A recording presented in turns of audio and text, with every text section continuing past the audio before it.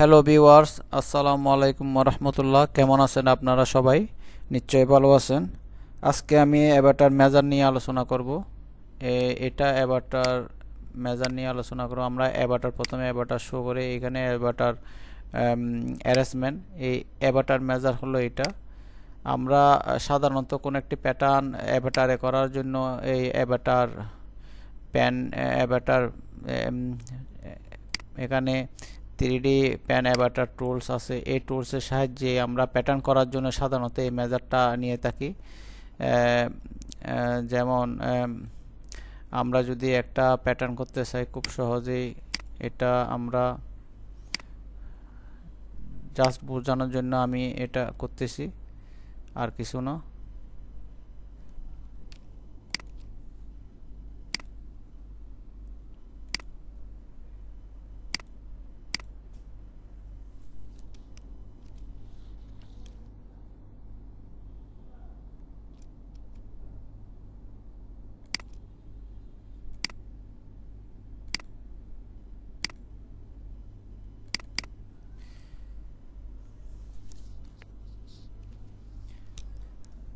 Just বোঝানোর জন্য আমি এই কাজটা করলাম। এখানে প্লাটেন আছে, এই প্লাটেনের সাহায্যে আমরা ক্লিক করলে, এন্টার দিলে এটা 2Dতে এই প্যাটার্নটা দেখা যাবে। এই প্যাটার্নের উপর আমরা বিভিন্ন শেপ দিয়ে আমরা প্যাটার্নটা করতে পারি।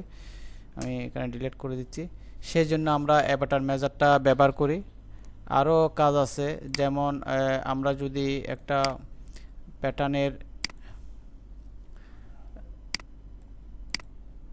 প্যাটার্নের এখানে উইডথটা কত হবে সেটা দেখার জন্য আমরা এভাবে সাইডে ড্রাগ করে নিতে পারি। যেমন 31.10 cm আসছে এখানে পর্যন্ত। তারপর এখানে আছে, আমরা চাইলে শিপ ধরে এটা করতে পারি 107 cm।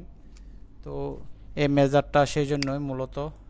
বাহু কতটুকু, এখানে চেস্ট কতটুকু, লেন্থ স্পেস থেকে এখানে লেন্থ কতটুকু, তারপর আছে আপনার নি কতটুকু আছে, লেগ ওপেনিং কতটুকু, এগুলি দেখার জন্য আমরা এই